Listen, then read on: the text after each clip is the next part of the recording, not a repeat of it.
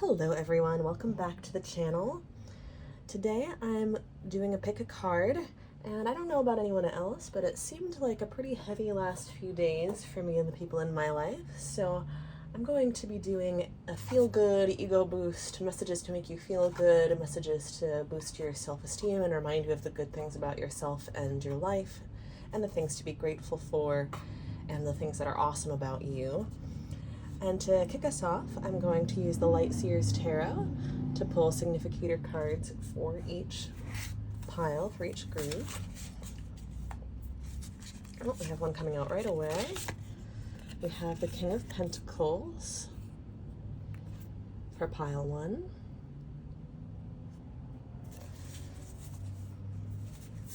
Pile 2, please, Spirit Guides. Pile 2's card for this reading. We have the Wheel of Fortune, the 10th major arcana for pile 2.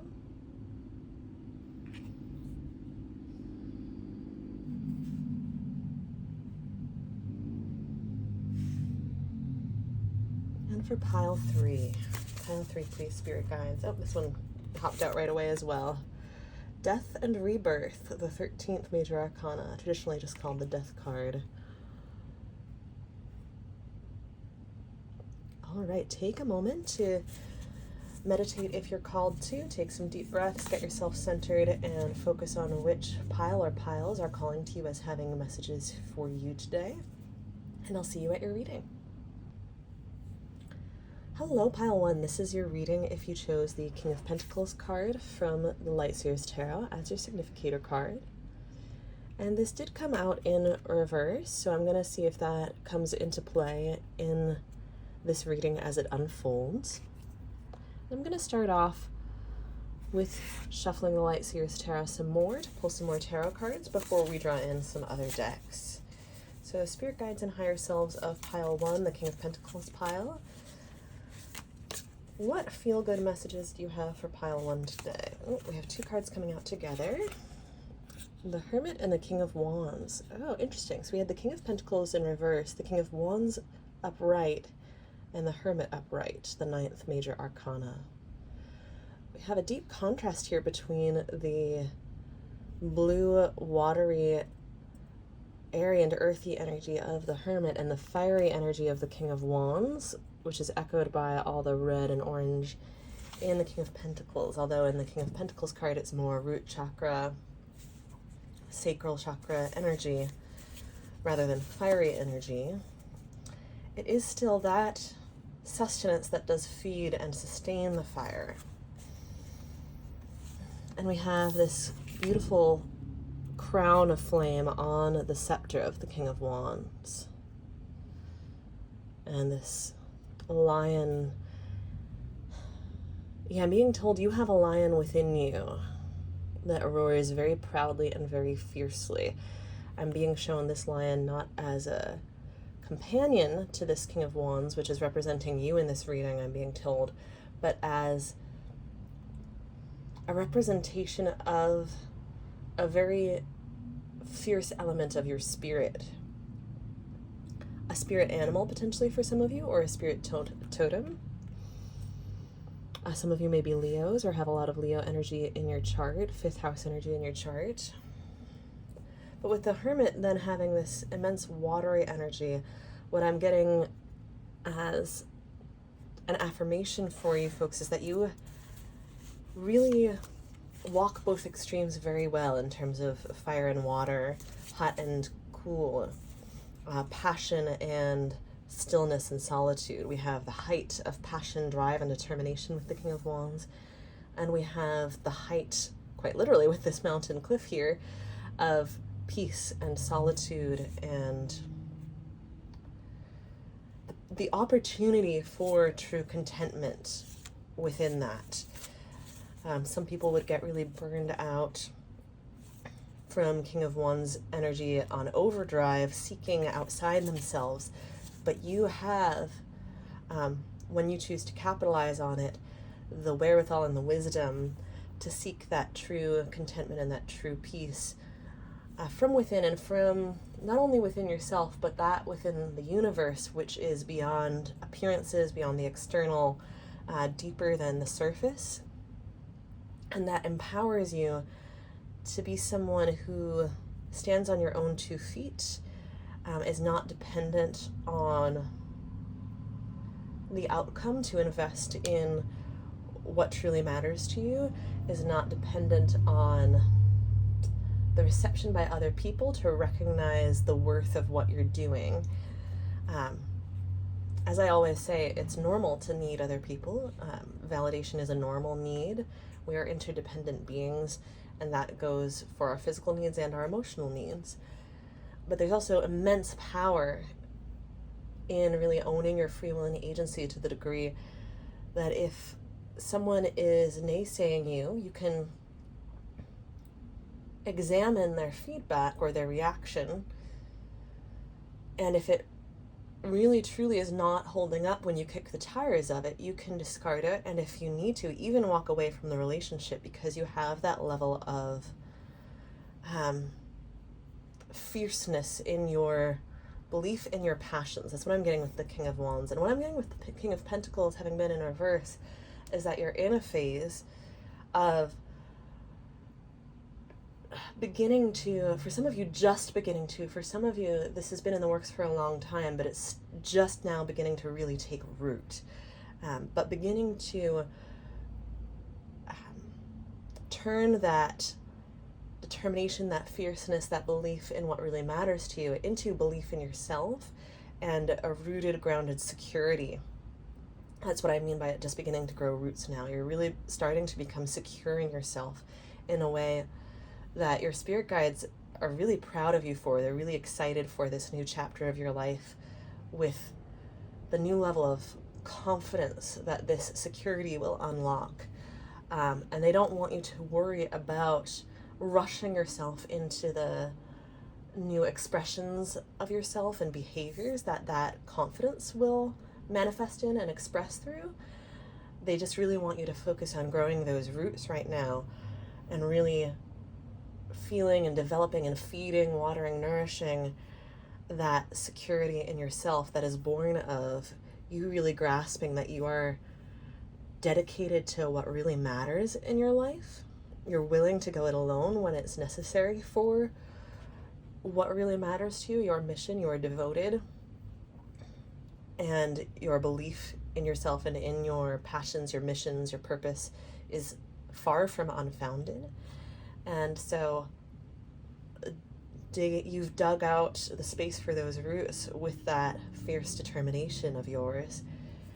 And as you grow those roots, it's only going to send this peace to new heights, such that that peace can be carried into external situations where you do put yourself out there really confidently, and you get to tap back into that sanctuary within yourself and that fire within yourself,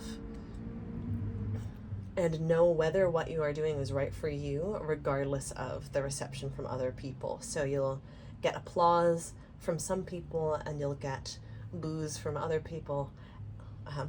Booze as in haters, not as in alcohol. And you'll be able to judge for yourself. You won't be... they're saying this is incredibly powerful, not only because it will allow you to continue despite naysayers, but many people get really addicted to the applause as well. So the roller coaster between sometimes getting applause and sometimes not becomes very difficult for them to handle. And you're developing yourself as such a strongly rooted plant now that you'll be able to get a taste for applause and not taste of applause and not develop this addictive relationship to it. You'll be able to really appreciate and receive and take in generous praise and feedback and how valuable your work is to others, without basing your worth on it. The Pentacles suit is so much about self-worth, just as much as it is about material rootedness and wealth. And so this King of Pentacles in reverse right now applies to you really. It's not only about this security that you're developing, being in somewhat of a fledgling or early on stage, it's also about you really grasping that that worth comes from within, because the reversed cards can imply some sort of blockage or imbalance to the energy of the card, but they can also apply turning that energy inward in some way, it being applicable in your relationship to yourself, as opposed to only a relationship with life, the world, and others. And you are really becoming the king, the sovereign of your life, through grasping that this worth comes from within and rooting it so deep within your spirit, your relationship with God, Source, the universe, and yourself and your higher self, especially with the Hermit here, very spiritually guided, lit up from within, just like this figure here, and very in touch with the cosmos, like this figure here. That self-worth and your drive coming so much from your mission and your contact and connection with your higher self and your higher purpose and your higher power, if that phrase resonates with you, is making your self-worth and your foundation unshakable. So a dual meaning there with the King of Pentacles reversed. Okay, which deck are you drawing me to next, Spirit Guides? The Frequency Tarot. Lovely. Let's see what messages we have here. Feel good, affirmation messages, empowering messages, ego boost messages. Meditation number 36. And that did come out in reverse. Let's get a nice close-up on that first.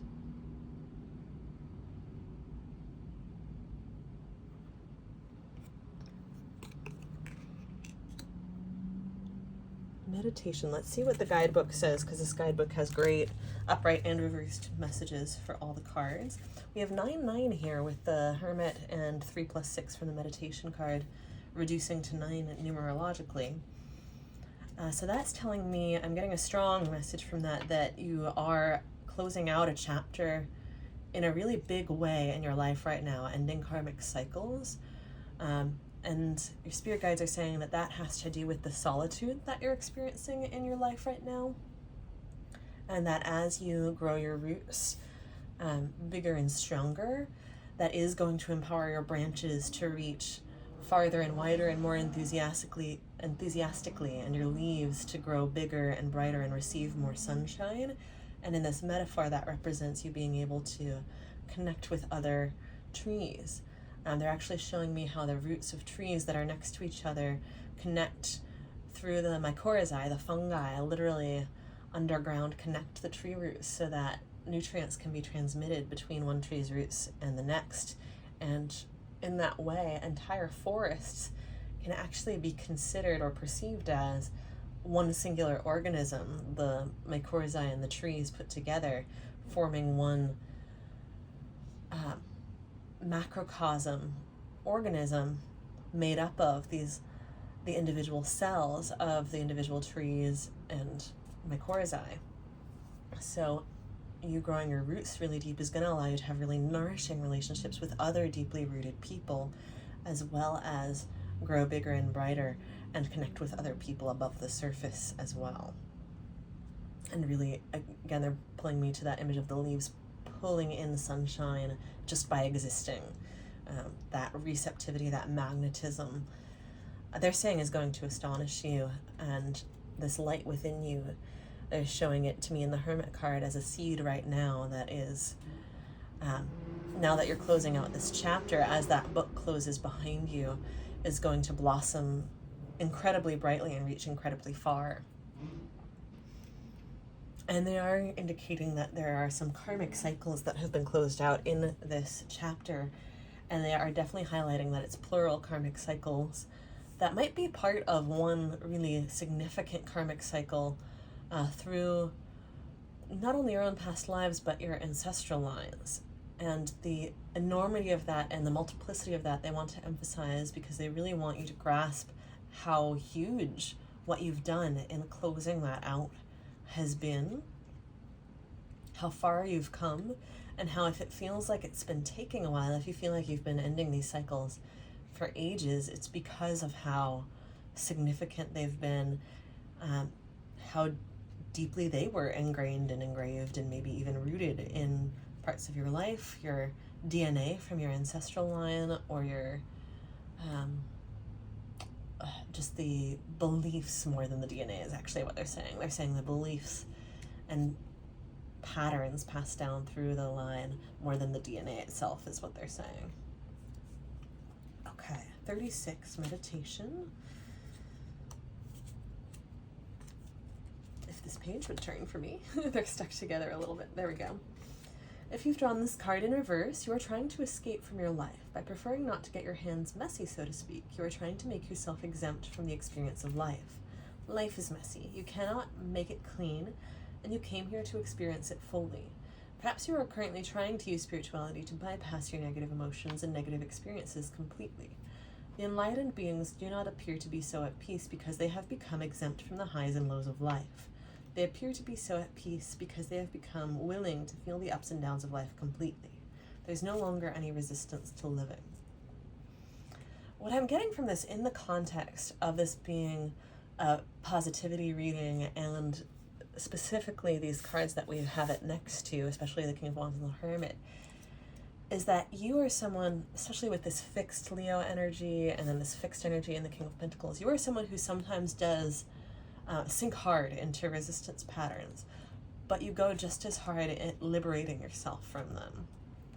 And so sometimes your life on the outside looks like this hermit, this incredibly like peaceful, not a lot going on at the moment life, but in your emotional world, you do actually ride a lot of really big, I'm hearing tidal waves. And I'm also being drawn to all the books behind the King of Pentacles here. Like, you have lived so many books in this one lifetime, and you may not even be that far along in your lifetime yet. You have packed a lot into this lifetime, and you have really gleaned a lot of wisdom and knowledge and understanding, experiential understanding through that. You know, experience can be bitter, but the medicine is very strong. And you learn so much more from your own experiences that you can't always mine from watching someone else go through something or accomplish something. And certainly can't mine just from reading or hearing about it or watching it.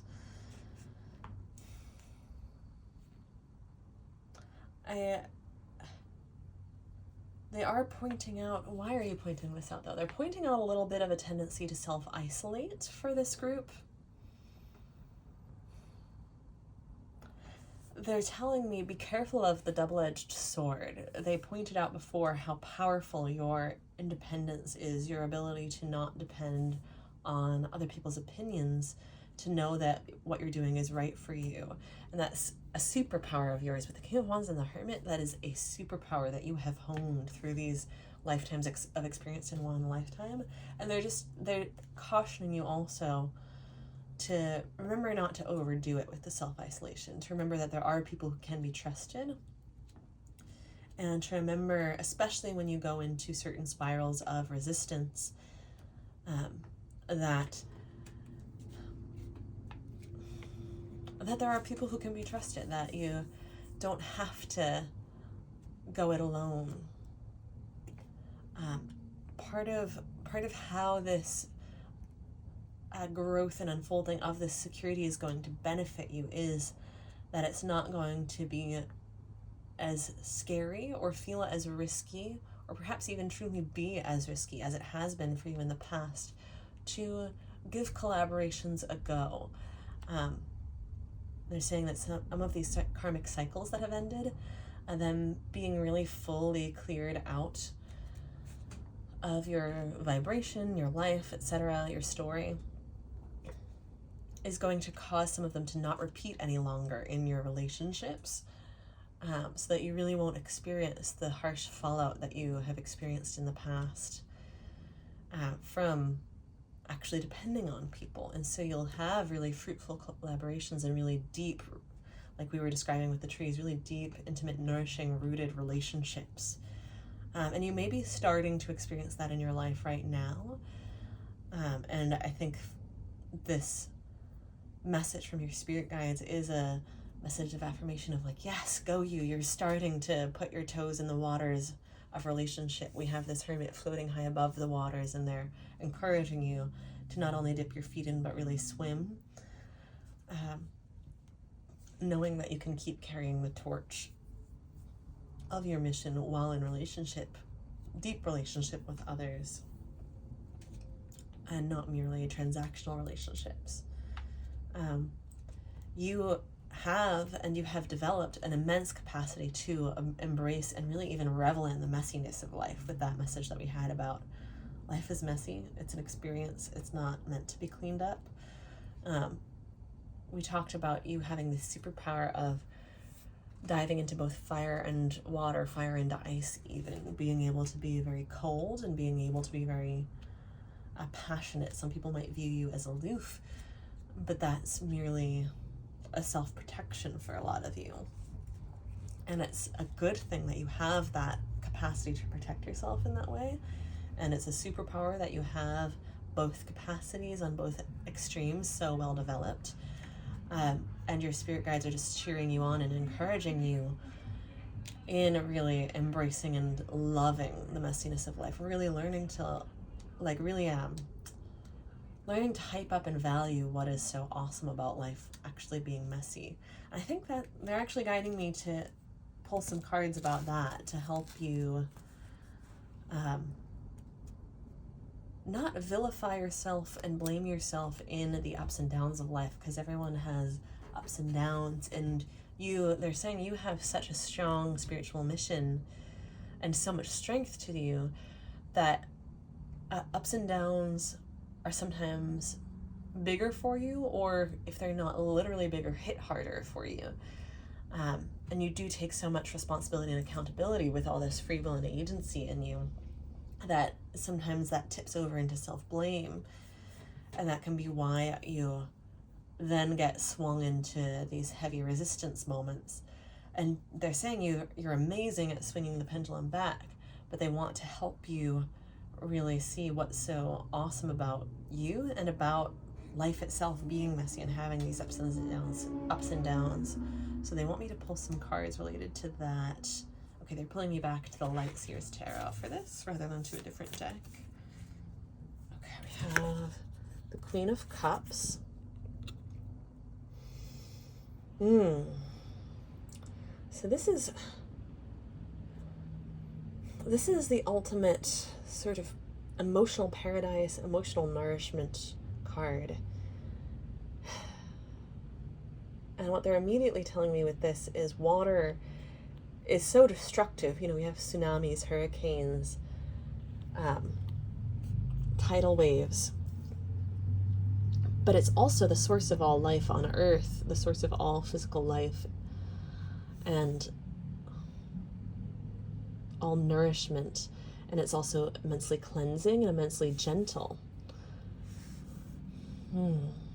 They're guiding you to be really gentle with yourself. They're guiding you, yes, with this juxtaposition of the kings and all that free will, independence energy, all that power, and then this Queen of Cups energy. They're guiding you to use your free will to choose to be gentle with yourself when you're in those moments of, this has really sucked, and I think, and I want to gain control of the situation by understanding what part I played in it and how I can maybe not repeat those choices in the future, or have something similar, have a better outcome in the future. First of all, they're guiding you to kind of throw up your hands, take your hands off the wheel, instead of trying so hard to correct course, because they're saying sometimes you can overcorrect when you're gripping the wheel so tightly. And second of all, use your free will in those moments. Use those thoughts of like, oh gosh, was there something I did, or is there something I can do now that I'm missing? And instead of gripping the wheel so tightly and turning so sharply into either worry that there's something you can do that you're missing, or something you did do that was quote unquote wrong, or blame or fear-based control, anything restrictive or self-negating in that way, self-abnegating in that way. They're saying to use that feeling and those thoughts, either or both, use them as an alarm bell. Like, start practicing and even training yourself to notice those thoughts, and if it applies, those feeling states, and use them as a signal to take your hands off the wheel, take some deep breaths, close your eyes, go into meditation, breathing exercises, prayer, mantras, time in nature, something to pull your mind just simply off of the worry first. And then secondly, go, wait a second, I am so fixated on this because I understand my free will, and I take that very seriously, and so I take responsibility for creating my own life. That's why I'm taking this so seriously. So why don't I recognize, starting right now in this moment, that one of the number one best things I can do to create the most wonderful life for myself, the most harmonious life for myself, the most resolution for whatever has gone off the rails right now in this moment, is to take as gentle as possible an approach with myself in this moment. And if that is super triggering in the moment, then that becomes your cue to find a really healthy, cathartic outlet for whatever anger is coming up, whatever defenses are coming up. And they're showing me this process of the purging of that anger, this rage, even that something has gone so awry, so wrong, it feels so wrong. They're showing me that the purging of that feeling of wrongness will liberate you from the thoughts of, this is wrong, I've done something wrong, I have to fix it because I am bad and wrong, this having gone wrong means that about me. That purging of that catharsis will liberate you from that, and the gentleness with yourself will come very naturally after the catharsis if it's needed. If the catharsis isn't being triggered, then just steering yourself very gently and with great tenderness and care, like the nurturing maternal figure of the Queen of Cups, guiding yourself away from the self-destruction, like you are reparenting your inner child. The way you might gently lead a beloved pet away from poisoned, water that they're trying to drink from the side of the road, right? That gentleness. Oh gosh, what was I saying? Yeah, when that catharsis will sometimes be needed first and sometimes won't be needed first. When it is needed, that gentleness will emerge very naturally from sort of the embers of the fire as you slide into the waters. They're saying sometimes a salt bath will be incredibly nourishing for you after that catharsis as well. Keep that in mind as just a tool in your back pocket. Water, they're saying, is always helpful if you don't know what else to do. Getting in water, a shower, a pool, a bath, especially a salt bath, if it makes you feel good. Also the ocean, if that's available to you. And if that catharsis is not so much being called for, I get the feeling that for a lot of you it is, because they actually took me on this pretty intense energy work ride with that catharsis happening in me as I spoke about it. So some of you may be actually really in a spot of having needed this catharsis at this moment, and maybe experiencing some distance energy work through this reading. So if so, awesome, love that, and so glad to be able to participate in that. And yeah, regardless of whether that purging stage is needed first, that catharsis stage is needed first, that gentleness is building, retraining, reprogramming, building from the ground up, from this foundation you've laid of self-worth, a new pattern in place of the karmic patterns you have purged and uprooted, eradicated, deprogrammed from your family line, from your past, where a lot of those would have involved beating yourself up, deriding yourself, believing the worst of yourself on automatic. This gentleness is an inroad and potentially the first step into actually beginning to automatically believe the best about yourself, beginning to realize that assuming the best of yourself doesn't mean blinding yourself to your shadow or your responsibility. It's actually necessary to seeing yourself accurately. You have to be willing to see both the good and the negative about yourself, or the unwanted, the unhelpful about yourself, in order to see yourself accurately. Only there's this almost like whiplash reaction, like I was getting about the sharp overcorrection in the steering before. It's very common in the spiritual field for people to, if they're not spiritually or emotionally bypassing by only focusing on the positive, they're kind of hacking away at themselves and others by going, oh, there's something you need to work on. This, if you manifested that, that means it's your fault, and you better correct what within you caused you to manifest that. People will really abuse themselves and others with that incredibly simplistic, inaccurate, and wrong interpretation of the law of attraction. I'm going to link a video below, actually, from the same person who did these frequency paintings and frequency tarot, that if you in particular find yourself struggling with that type of belief pattern around the law of attraction, then you will find this very validating and helpful. If you've been dealing with people who sling abuse at each other about why they attracted or manifested something negative in their life, you'll find this very validating to get someone's perspective that kind of pulls you out of how wrong-footed that thinking about the law of attraction is. And if somehow I forget to put the link in the description, please comment and remind me. I don't think I will, but if I do, just remind me. Yeah, they're pointing out again the superpower of you being so embracing of your own duality, and you being able to transmute the same fire that you have used to burn yourself into a purified version that actually allows you to continue after setbacks, and to recognize that a setback doesn't actually mean you're on the wrong path every single time. Some setbacks indicate that, but you have to feel into each individual setback to determine whether that's the case or not. And you have both this crown of fire and this crown of water. And the King of Pentacles is so damn secure, he don't even need no crown. He has everything he wants in life, and he knows it. And you know what really matters to you in life.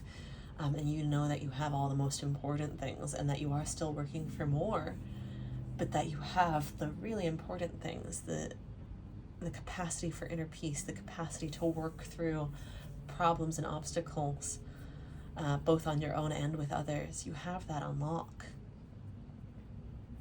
And you deserve to really know that and rest on your laurels in that. And resting on your laurels does not deprive you of the ability to dive deep and look at what's murky. You have, with these cards, you have an exceptional ability for that already. It's not that you need to hone the ability to see yourself clearly and look at the things that are uncomfortable. It's actually that you need to balance that with looking at what's so amazing about you. So thank you for being at this reading. And I hope that this is affirming for you. That is segueing nicely into drawing more cards to tell you about what is so amazing about you, and what awesome things about you have you maybe not been seeing so clearly. They're drawing me to the tea leaf oracles next. Tea leaf oracles. What can we tell pile one about what's so amazing about them that they maybe haven't been seeing clearly up till now? Okay, they're telling me to pull this card. Spear, heartache over what you no longer have. There is some really interesting echo of imagery here. They're telling me you've done an amazing,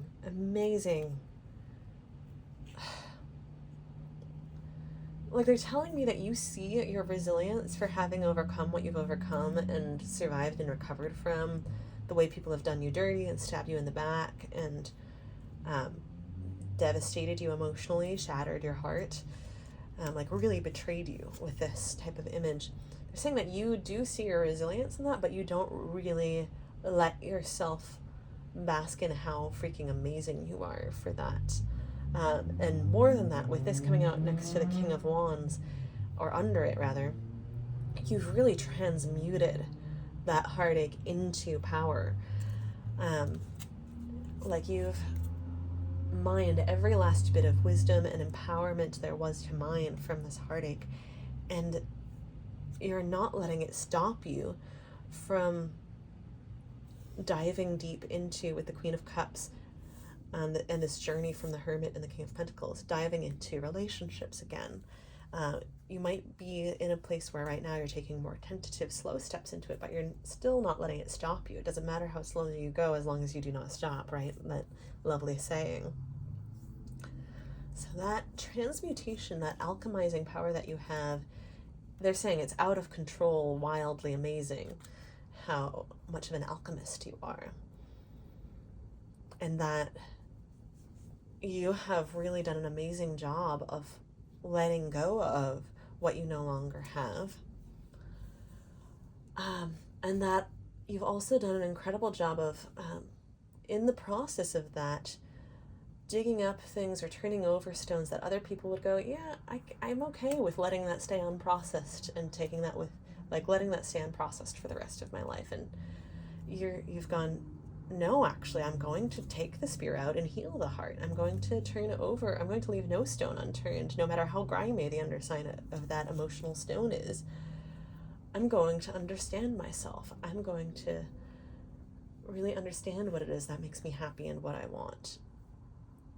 I'm going to understand real healing and experience real healing and not merely sort of patching and cobbling things together and getting on with life. And that makes you such a powerful person to be around. Some people may not be able to handle that because it does provoke change in someone just to be around the energy of another person who is so committed to real healing and not leaving things brushed under the rug. They're also saying that your commitment to not leaving things brushed under the rug makes you an incredibly powerful ally, someone anyone would want on their team. Like, you will stand up for people faster than they will stand up for themselves. And part of this security thing is that you are learning, and your spirit guides are so proud of you and happy about this.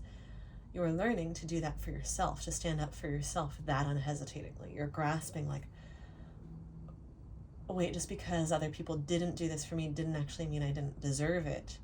And my willingness to do this for other people, why wouldn't I apply that to myself as well? With that King of Pentacles reversed energy, where we're applying the self-worth and the stability inward, that's what you're doing with learning to really stand up for and speak up for yourself and not settle. You don't settle. You don't settle for leaving things unhealed. You don't settle for subpar relationships or unfulfilling pursuits, and whether it's career or passion projects or hobbies.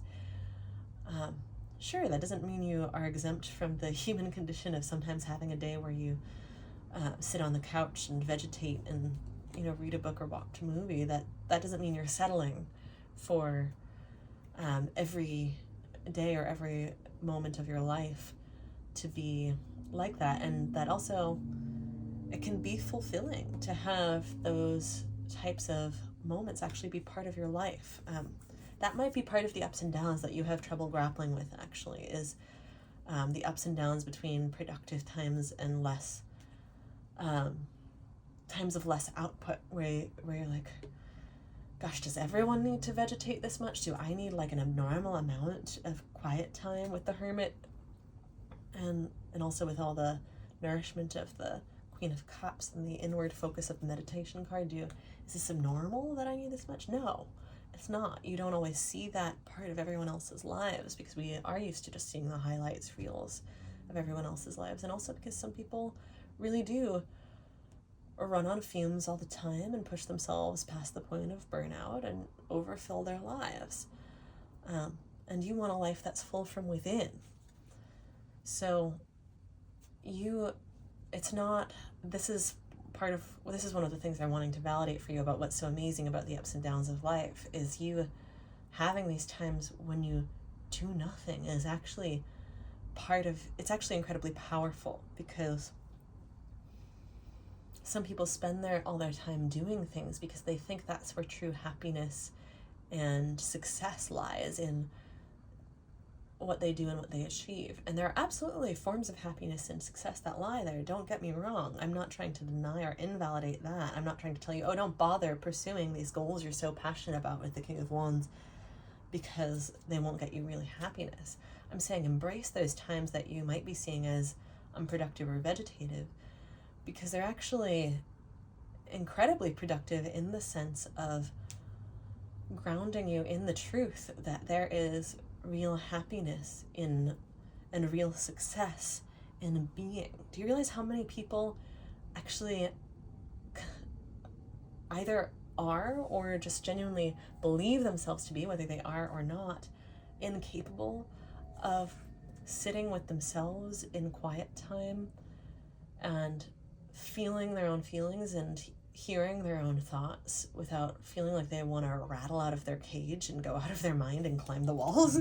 Like, it's actually incredibly awesome that you're fine with a day reading a book or watching a movie and like kind of turning off the analytical mind for a while, and sometimes, not consuming or listening to anything, not watching, listening to, reading anything, but just taking a walk, driving where you're going without having anything on in the background. And you learn a lot about yourself from being present with, a book you're reading, or noticing your reactions to a show you're watching or to music you're listening to. You are someone who mines every little detail for information about yourself, learning about yourself. So you're not in any way wasting that time, because you're noticing, oh my God, I'm reading this story or watching this movie, and like, there's this component. I'm reading this story and there's this element that's exactly what I want in a relationship in this story. Or I'm watching this show and there's this element that's like, oh my God, that's exactly what I don't want in a relationship. And I can articulate it more clearly now because I saw this. You're not wasting anything. You didn't even waste the blood spilled by others when they stabbed you in the back. Like, come on. You are certainly not a waste of time or space yourself. You're saying sometimes you think you go about things too slowly. And they're calling your attention to, again, how much you mine out of every single detail. Not everyone does that. You are getting so much out of taking things slowly. Whether it's normal or abnormal is actually irrelevant. What's relevant and salient is that you derive so much from it. And also they're asking you to remember always, every day, to zoom out and remember the detours in the past that led you to buried treasure you never would have found if you hadn't actually been thrown off course. And you were maybe pissed about it when you first got thrown off course. But then whether it was a week later or a year later or 10 years later, you discovered, oh my God, there was hidden treasure on that detour. And so they're asking you every day to zoom out and remember times that happened. Remember how it felt when that unfolded for the best. And remember that is always at play. That bigger picture is always at play. So what was a crappy day right now, the nugget of golden wisdom that you got from that, or the recommendation for a place to go that you got because you were feeling down and you stopped at a cafe and you got a recommendation from someone there. Whatever little nugget you got on that day that you wouldn't have gotten otherwise. You wouldn't have stopped there and gotten that bit of insight if it had been an amazing day and you were firing on all cylinders. That's going to come back into play somehow, some way. And sometimes it's quickly, and sometimes it's not only so slowly, but so complexly that you won't even notice, because maybe that one detail from that one day is a strand that's interwoven with so many others by the time you see the fullness of the payoff. that you don't recognize it anymore, but it's there. These ups and downs have so much worth and intrinsic value because they are part of the fabric of your being. You are the whole tapestry. And the threads that you have spun with your transmutative powers, your alchemical powers, from the hard times are just as silken and glorious and golden as the threads that you have spun from your best days. And they are all part of the tapestry of who you are. And again, they're drawing me back to that free will choice, because you have chosen to weave this amazingness out of this art, out of your difficult times. And everyone has different ways they can do that. And you are exceptional in your commitment to doing it, in your commitment to making the best of everything. They're really wanting that metaphor of the tapestry to sink in. Like, these bad days don't define who you are. However, when you really zoom out on the picture of your life, the choices you've made about how you've responded and how you've recovered from them are just as core and shining and beautiful and golden and valuable, in some ways even the most valuable parts of this tapestry of who you are, of this sort of roadmap of your journey. And yeah, they're really wanting you to grasp that you, on your worst days and your bad days, are still part of the same priceless tapestry. These are all parts of you. These are all parts of the story of your life, with this library behind the King of Pentacles. And when you read an epic story, you don't see the times of hardship and failure and things they tried that didn't work and bad decisions they made because they didn't see the whole picture clearly from their perspective at where they stood at that moment of the story. You don't see those as less valuable than the happy moments of the story. And that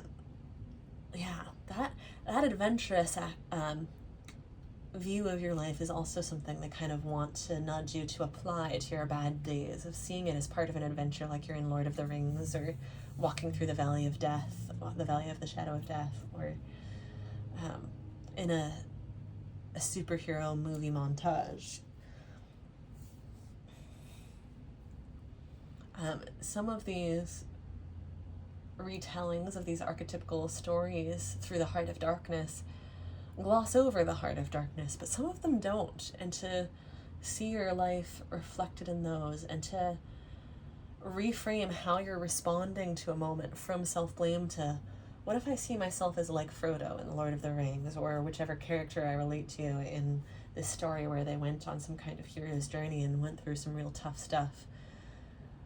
If I relate to myself on this really bad day I'm having, the way I relate to these characters in these situations, or these other people I've met in my real life who have gone through really tough battles, you know, with illness and disease, or with recovering from abuse, or recovering from addiction, or whatever battles people have fought. How do I relate to myself differently if I choose to apply the lens, the reframe of how I relate to my favorite character, or my best friends, or these people from my life experience that I really admire or see the value in? Okay, another tea leaf card here. Feather. Someone you know is undependable and insincere.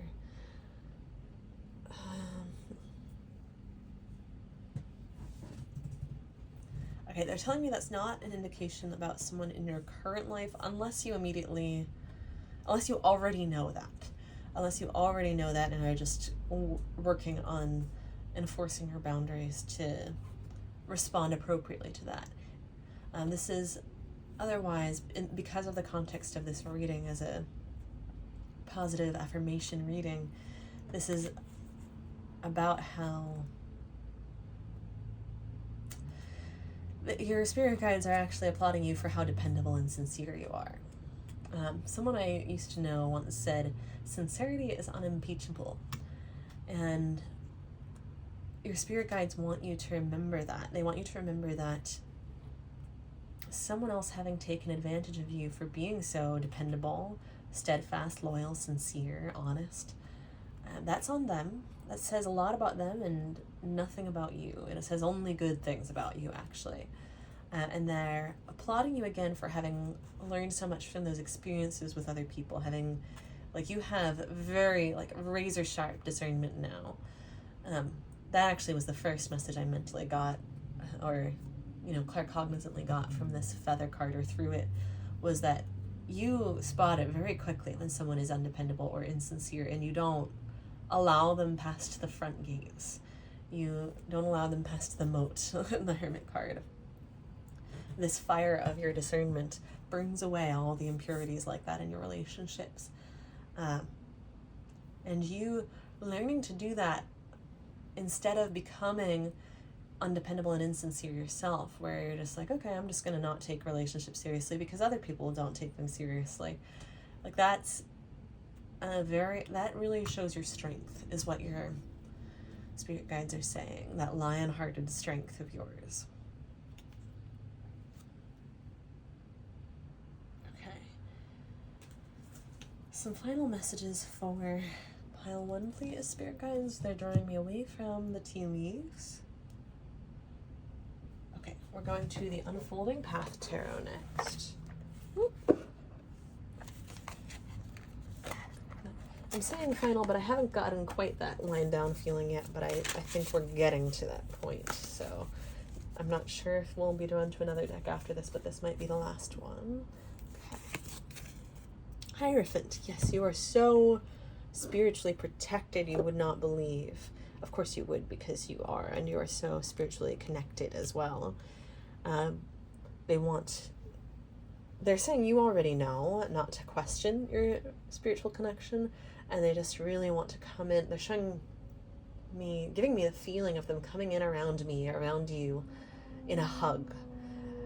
You are so protected and so loved in the other dimensions, in the spiritual realms, the higher dimensions, the cosmos, the angelic realms especially, they're pointing me to. They're kind of showing me this anointing that they are offering you right now if you choose to accept it. And they're calling you like a priest of their order. Those words will probably not resonate with everyone listening, but they're anointing you in your own sacredness. That's, yes, they're, the feeling, the felt sense of it is them drawing the sacredness that you might see sort of buried deep within you under a bunch of sort of grime and muck. They're giving me the felt sense and image of drawing it to the surface and kind of showing you that it's never been buried all along. That it is undimmed by any daily grime that gets on the surface or under your skin. And that, in fact, you make all that comes into contact with you wholly by association. That your vibration is that powerful, like we talked about with the King of Wands, the fire burning all that comes into contact with it. It's like a holy fire, holy water type of purification, where it's only destructive when there is a need for destruction, like we were talking about with betrayal and untrustworthy connections that need to be severed.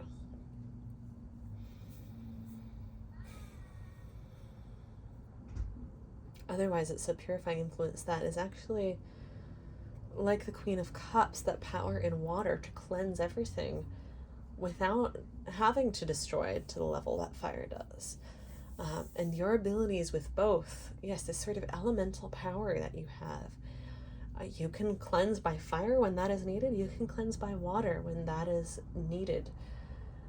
And this makes you someone who is not to be toyed with, not to be messed with, not to be jerked around, and someone who can be trusted with the gentlest and most fragile of souls, the most delicate of things and creatures.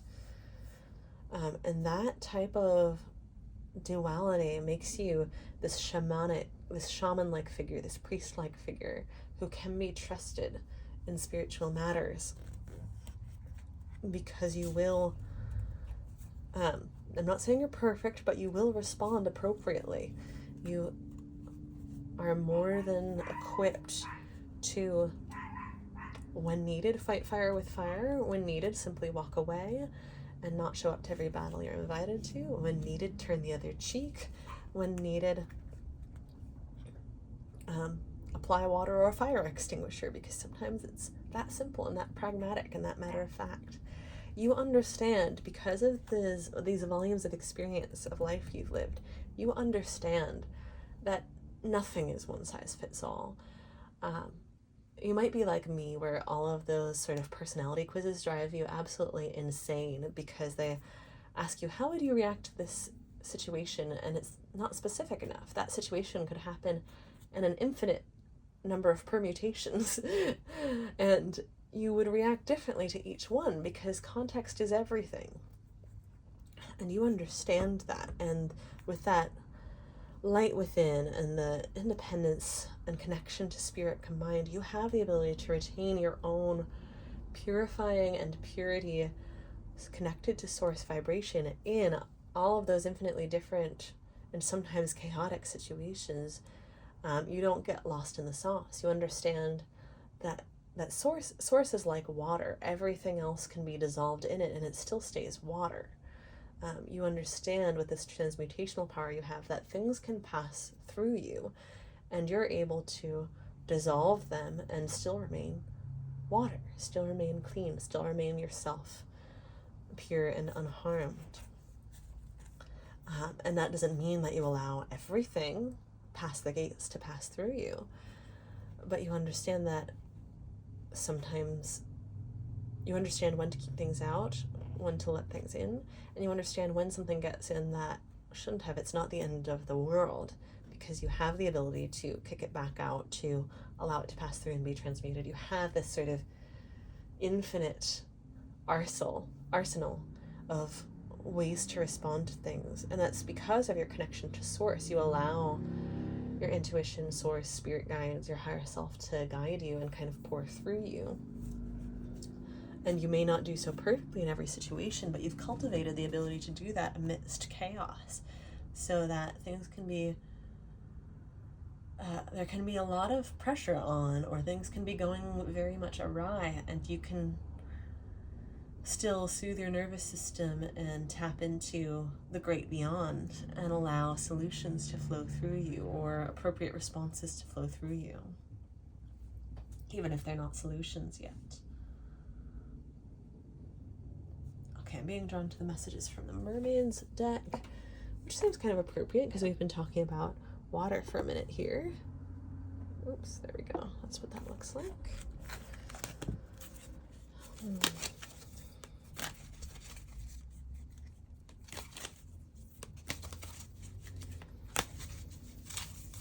Pile 1, spirit guides, pile 1.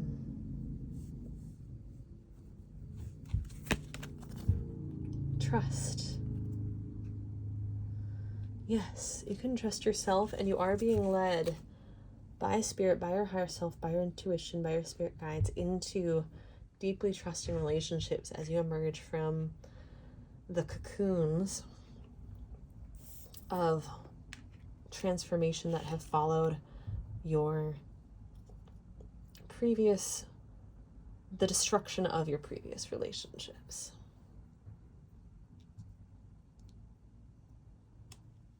And this trust is what you have an immense ability that you should be proud of, to fall back on this trust when it does feel like things are going wrong, to trust that there is a solution, that nothing is unfigureoutable, and that not everything, to also trust that when a solution isn't apparent, it might be possible that it's incoming, but it might also be possible that what you're going through is not a problem to be solved, but perhaps a wave to be ridden out, or there are situations where it is a difficult truth to be accepted and adjusted to, responded to accordingly. That's not always the case.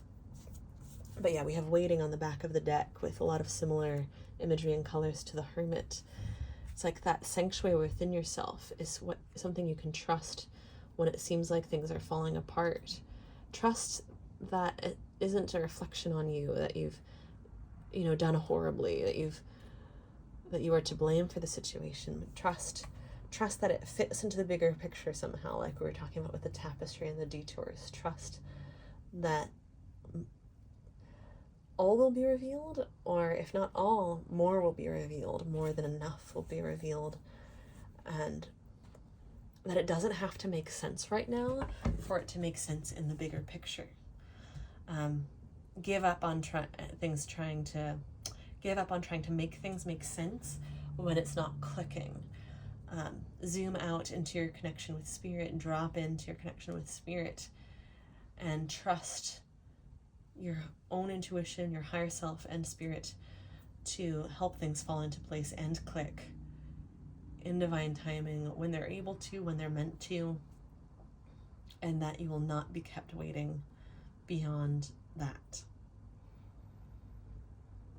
That your destiny is not simply to wait and wait and wait forever on tenterhooks for a carrot on the end of the stick. You know that, and that's why you have not settled for a life of a rat race, of constantly chasing, an end to scarcity, an end to shame, if only you just conform to X, Y, and Z standards that other people have laid out to you. You've sought and created a deeper life and deeper fulfillment. And you know that your own heart, your own spirit, and spirit in the macrocosmic sense are not cruel and will not consign you to a life of waiting with no fulfillment, no reward, no satisfaction. And you also understand that some of the things that you've been waiting for are already within you. And you are practicing making space to capitalize on those things that are already within you, to have them float to the surface as you still the waters so that they aren't, pushed down below, to bask in the joys that you already have, like this gorgeous sunset and this beautiful water and beautiful breeze. So soak it in. Thank you so much for being here. I hope this has been helpful both for guidance and for a boost. If you are in need of a personal reading, check out my website in the description box or in my bio, and I will see you next time.